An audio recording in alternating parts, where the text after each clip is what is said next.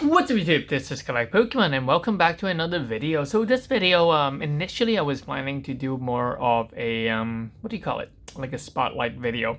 And then I've decided, hey, you know what? I'm gonna make a very different video because the 25th anniversary set is coming, and a lot of people are wondering, what is a good investment? A lot of people want to ask me that question, whether, all these Japanese special set, Japanese promo cards, are they a good investment?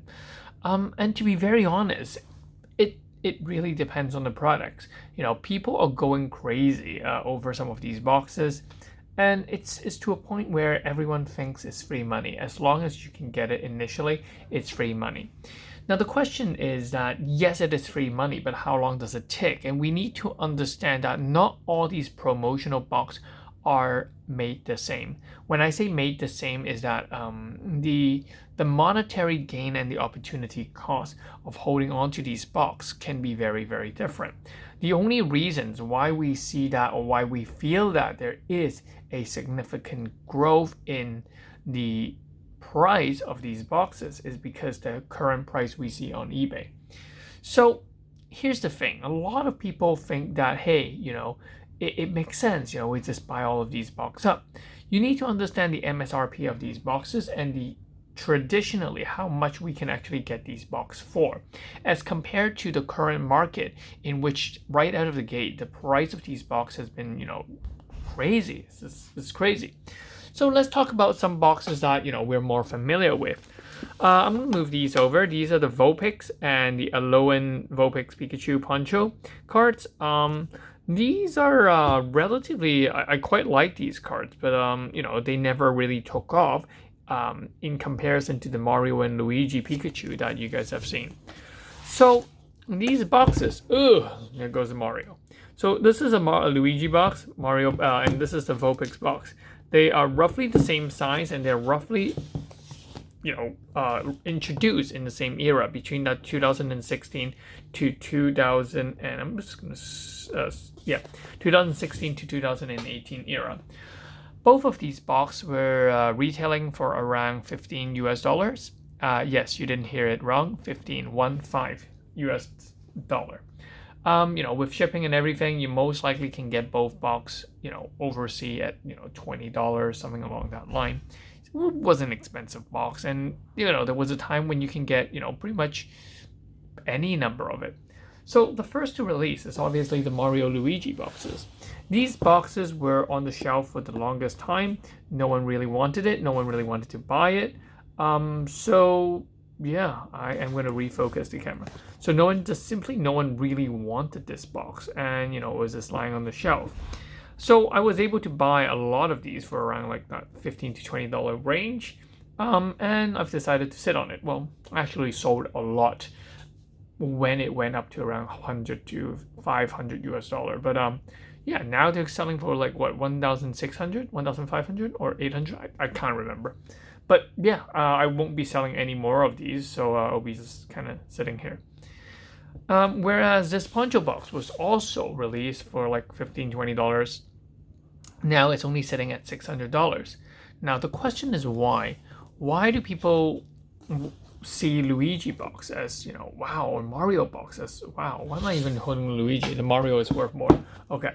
The Mario box goes like, wow, it's such a good set of cards. And even when Mario and Luigi was released, the Mario box was really sought after. The Luigi boxes fell way, way, way, way behind.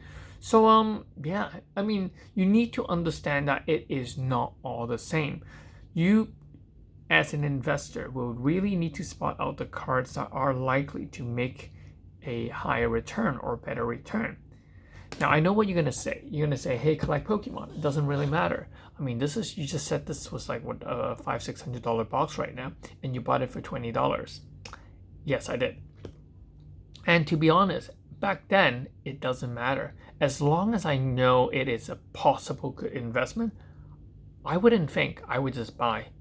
Remember my quote, right? When in doubt, buy 2. When you don't have a doubt, buy 10. And for a lot of these, that's what I did. I actually bought 10 and I opened them and graded them. This is the only seal one I have left.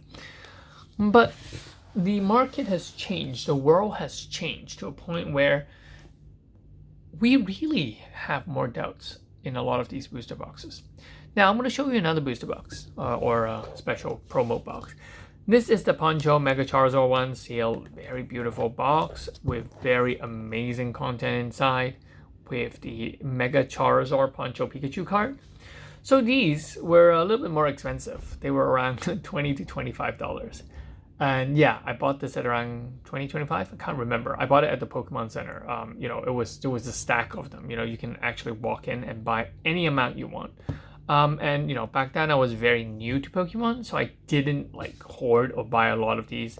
I kept one set sealed. I kept 2 open sets with the promo cards. That's pretty much it. Now, yes, I got these for what? Yeah, $25. Now this is, if you guys can see, is a very similar size box to our recently released Kanazawa box. So you guys can see, very similar in size. And so, what price was this box? Well, technically it should be around that $25, $30 range, but people were selling it for like $300 right out of the gate. Now, here's the thing. A lot of people think that investing in these promo boxes are great, but when the initial cost is so much higher, I question myself, is it really worth it? As a collector, I would buy 1 or 2 because yeah, I still want the box. But as an investor, I really question the amount of return that I will get or the opportunity cost that I have for the one single product to lock a lot of my cash up. So yeah, that is really something that you guys should really think about when reinvesting or when investing in Japanese promo cards that are not of MSRP, going from now to whenever this situation continues to last. A lot of people ask me about the 25th anniversary gold box or the stamp collection in the Japanese promo cards. And I can tell you that I will definitely get a set for my collection. Most likely I'll get 2 sets, 1 to open and 1 I'll keep sealed. But that's the thing. It's not really a type of products that I feel safe investing in. I know the price will go up, but I know that everyone also know the price would go up. So because of that, the price that it is initially selling will be 5 to 10 times higher than MSRP. So the question is, would I want my money to be locked up in that kind of sense? Or would I buy something at a much lower price and hopefully it has a greater or better percentage of return instead of that lump sum return? So that is something that you have to really consider. And I think that the stamp collection and the golden box, it's going to be crazy. The gold box in Japan, I think originally it would retail for, let me just plug in the calculator.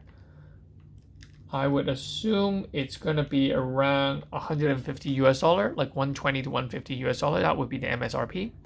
But I don't think people can get it unless it's around $600. I think that the gold Pikachu box is going to go for $600 right off the gate, 5 times the MSRP. And yeah, it'll go up, but how high will it go? I don't know, but I would definitely get 1 or 2 because I know people are saying, hey, it's FOMO, it's all FOMO. Yeah, I know it's FOMO, but it's okay. I mean, that $500 price range is something that I'm willing to pay for something I like. But if you're telling me to invest $500 or multiple $500 in 10s and 20 of these, I would be very, very cautious. So yeah, that's pretty much it. Remember, a lot of these sealed box are very sought after, or people have the perception that it is very good or very sought after in price simply because of the percentage growth it has. A lot of people mistaken that percentage growth to the actual amount of money you gain. They're like, oh my god, this went up 100 times from MSRP. Yes, that is true. Is this going to go up 100 times from that hyped up price of $300 already? Is this going to go to $30,000? It's very, very unlikely. But for a box like this, $20 going to $200, going to $2,000, it's much more likely. And that's the thing. A lot of people are just looking at the current price of older products and speculating the actual price and growth of new products. So yeah, it's really silly. Anyway, that's pretty much it for this video. Make sure you hit the like button, the subscribe button, and let me know in the comment section, what do you feel about Japanese promo box now? Do you think that, the growth rate is still going to be the same as the older boxes we have? Or are they really much of a, it's not going to grow much. It's still going to grow, but just not as much as what the older box used to be. Anyway, I'll catch you guys in the next one. Peace. This is Collect Pokemon. Bye-bye.